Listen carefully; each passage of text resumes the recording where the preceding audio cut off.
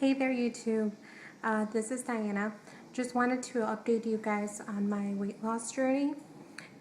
As you can see, I'm down to 235.8, and starting from 247, it seems like I'm doing an awesome job and everything, but being that 235 has been my highest for a long time, I'm kind of starting now in a way. I don't know if you guys understand, but I've never been over, I think my highest was 243. That was before my cousin's wedding. And previous to that, I've never been above 235. So somehow the weight, after I'm losing it, if I gain it back, I gain a little bit more, which, I've heard happens a lot. And I think a lot of that had to do with the fact that I was trying to do all these like quick weight loss kind of things like, Herbalife and Atkins and all of that. When in reality, it should be just exercise, eating right, sleeping good, and taking some vitamins to make sure you're getting all the nutrients as well. What else can I say? Water intake has been awesome. Thanks to my cup. If you saw my previous video from last week, I showed you guys that I was using a cup that one of the ladies from MyFitnessPal kind of told me to start doing, that helped her, and it did help me as well too. It's been really great. I've been drinking at least 3 liters of water without a problem every day, and let's see. I have been following my type O diet. I do have like, randomly here and there maybe a day, but I wouldn't say a day, more like a meal where I kind of cheat a little. And the reason I do that is because I feel like if I were to just cut out everything cold turkey, I'm not going to do this long term. Whereas if I start cutting out different things little by little, or if I do allow myself maybe in one meal once a week to kind of enjoy something that's all that not great for your body, then at least you're still not missing a lot of it, and you have it. I don't have like a lot. Like for example, I'm Mexican, so we eat with a lot of things with tortillas, which is really bad for you apparently for the type O diet. But I can't, cut those out just cold turkey. So once a week I'll make some homemade, well, I do cook homemade out all the time, but once a week I do something where I can allow myself maybe 1 or 2, just so I won't completely cut them off. The thing that I did cut off right away was the breads. Any kind of breads, like whether it's multigrain, whole wheat, whatever. I cut them all out just because of the gluten in it. I guess it was really messing everything up, including my cycles. Because for all you people that are following my weight loss journey, I'm also trying to conceive eventually. Hopefully it'll happen naturally and I won't have to be taking a lot of stuff. Right now though, I am taking metformin. For anybody that did see my video previously too, what's it called? I did ask you guys whether or not I should take metformin. A few of you guys said to go ahead and start it, that it did a lot of cool things for you guys when it came to regulating your period and also trying to conceive. So I said, hey, might as well give it a try. And I did went ahead and started doing that. So I'm taking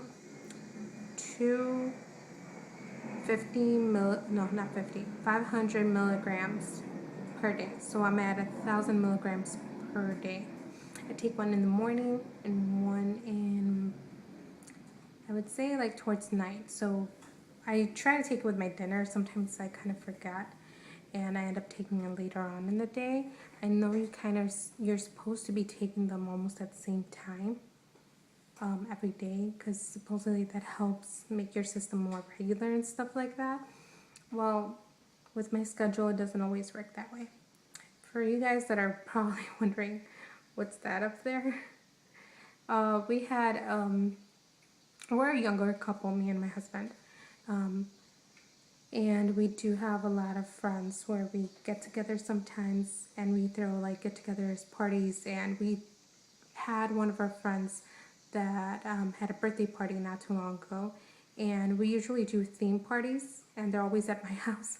And we had kind of glow in the dark theme parties, so we had black lights. That's what that is, in case any of you guys are wondering what that was.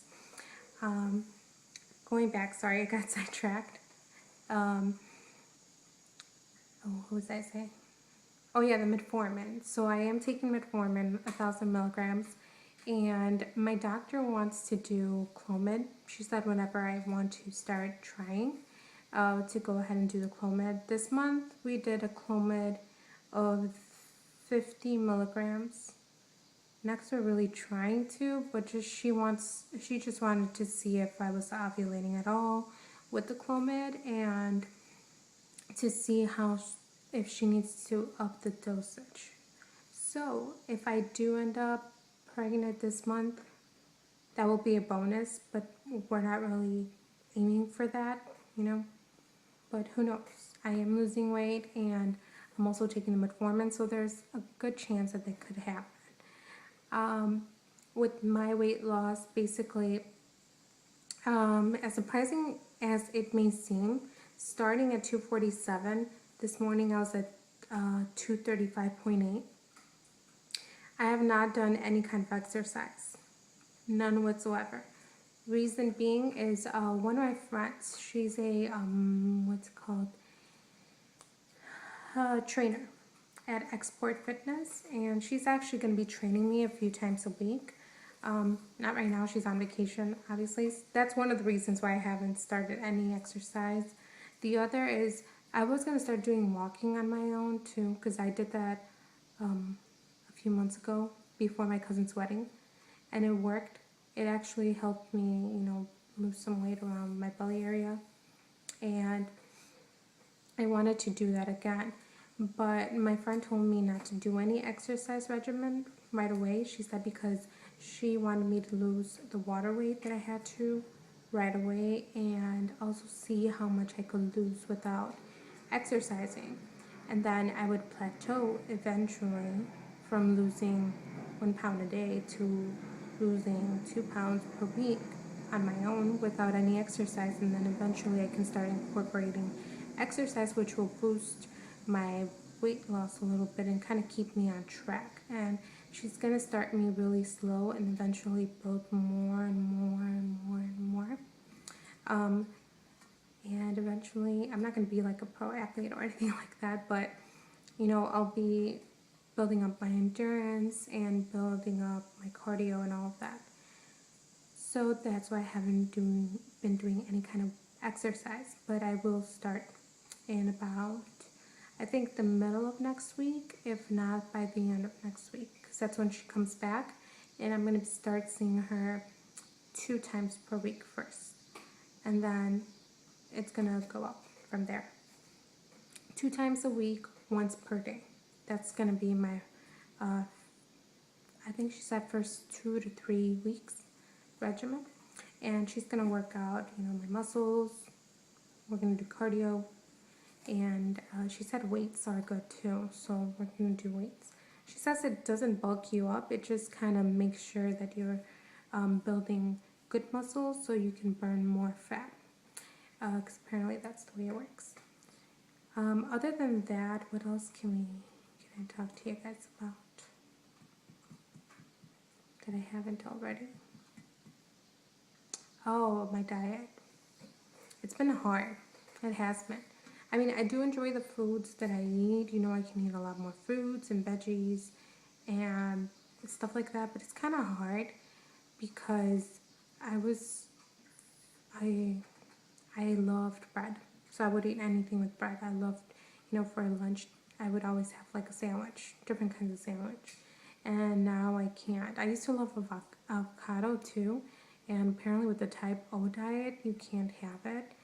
But I almost wonder if you could at least have it once every 2 weeks or something. So if any of you guys have ever done the, your blood type diet or type O in particularly, let me know if you guys have kind of recipes. I would love them because I'm so sick of eating the same things over and over. And how bad is eating not protein, but Greek yogurt, because it has 2 times the protein. I love Greek yogurt, and it says I can't have dairy or any kind of dairy or eggs, and I love hard-boiled eggs too. So how bad is it to actually have those kind of foods? If any of you guys know, that would be great for me to know too. Um, let's see, what else? Yes, also, I am down to losing 2 pounds. The first week, I think I told you guys I lost like right away like 10 pounds, which was crazy and awesome at the same time. But I do think my friend was right. I think a lot of that was water weight because I did cut down a lot of my sodium intake. So I think that helped release a lot of that. So now this week I started kind of slowing down in the weight loss. So it went from being 237.8 to this week being 235.8. So I had lost exactly 2 pounds. And hopefully I can keep it at 2 steadily for the rest of my journey. Because I think that's going to be healthy. And with my anxiety and everything, my anxiety has been better until I started taking the metformin again. Then I started getting a little bit more, anxious throughout the day and stuff like that. But it kind of wore off. And also with metformin, I started getting sick at first, and I was almost scared of taking, especially at work. Because for any of you ladies that have taken metformin before, you know that it really upsets your stomach. So it was kind of embarrassing to do it, to be taking it at work, and then your stomach's like crawling, and you have to run to the bathroom and stuff like that. That only happened once, and I was scared, really scared to take it. So I would always take it around 2. Because, then it's almost time to go home anyway. So if I did end up getting sick, I would just go straight home. But it wore off. It did wear off. So I'm going to keep on taking the metformin. I do feel much better with that. And let's see what else. Oh, another thing that I did want to bring up is my doctor called me because I read on a forum on Facebook, because I'm in a lot of the PCOS forums on Facebook. And as many of, I know that a lot of you guys know that I've had 5 miscarriages, 5 or 6, no 5 miscarriages in the past 7 years. And no, I think it's been more like 5 or 6 years that I've had 5 miscarriages, because I've been with my husband almost 8 years. And we've been trying for at least 5 or 6 years. And I've had 5 miscarriages already. So the doctor would always tell me, we don't know what's wrong with you. You have PCOS, maybe that's it. But I understand I have PCOS. I have a metabolic syndrome as well with it, and insulin resistance. I can understand all of that perfectly well. What I can't understand is, usually with PCOS, you can't get pregnant, or you have trouble getting pregnant, and that's why you need all those fertility treatments. Well, a lot of the times I don't have problems getting pregnant as soon as I get my period, because I went a year without a period. But when I do get my period back, it's like I'm fertile right away, and I end up getting pregnant right away. But my problem is not keeping it. And it was driving me crazy not knowing why I couldn't, I was having all these miscarriages. So I read on a forum that some people have what's called a MTHFR,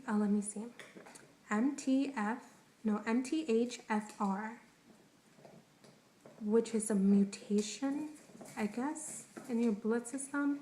And what happens is it's a clotting disorder, basically. And some people have what my doctor called it 1 strand or 2 strands. 2 strands is supposed to be really bad, or worrisome, and they causes miscarriages and stuff like that. And he's like, with 1, I'm not, you don't have to worry about it. We won't do anything about it. That's why I never said anything about it. And I'm sitting there thinking, you never told me about this, first of all. Second of all, you think it's not a big deal? I've had 5 miscarriages. I understand you're my doctor, but as a woman, that's heartbreaking. That's,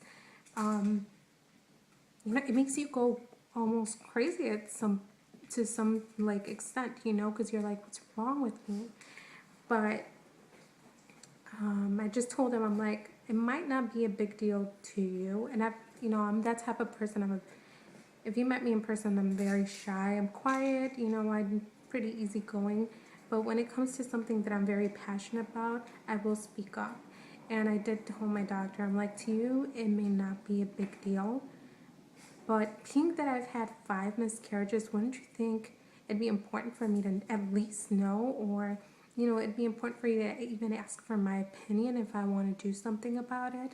So I said, I really don't appreciate you kind of putting this on the back burner or say, it's not a big deal, because to me it is. And he said, well, it wouldn't hurt that next time you try to conceive, you start taking 81 milligrams of baby aspirin, because it apparently, helps with miscarriages and helps you with your pregnancy. It's like anti-clotting or something. And he said that it also gives you more blood flow throughout your body, which is good, because then your blood hits in all the right places and it flows properly. So I think next time I do try to conceive, I am gonna, this is the thing though, he said start right away when you try to conceive on day 1 of your cycle. For all of you people, if you have ever used baby aspirin because of the MTHFR, did you guys take it right at day 1 of cycle, or as soon as your doctor told you, or did you wait until you're ovulated? Because I read a lot of mixed reviews online, and a lot of them said that it will interfere with ovulation, and it will cause your eggs to mature but not release. So then you're stuck with like a cyst in your ovaries. And I've had polycystic ovarian syndrome, and I've had the cysts before, and they're not fun, so I don't want to have that. So if you guys can let me know, any of you ladies that went on to have healthy pregnancies with the baby aspirin, how did you take it? Because I'm definitely going to do that next time. Sorry guys, my camera kind of stopped recording for no reason. But pretty much what I was saying is that I am going to do the baby aspirin next time I do try to conceive. Leave any comments that you have regarding my weight loss journey, trying to conceive, any of the medications I'm taking, the whole baby aspirin thing. Please, on the comment bar below, I will be reading all of those and responding. And for all of you guys that this is the first time that you've seen my videos, subscribe to my channel. I'll keep on posting my journey. And for all of the ladies that aren't trying to conceive, baby dust to you guys, good luck. And that's it. Bye, YouTube.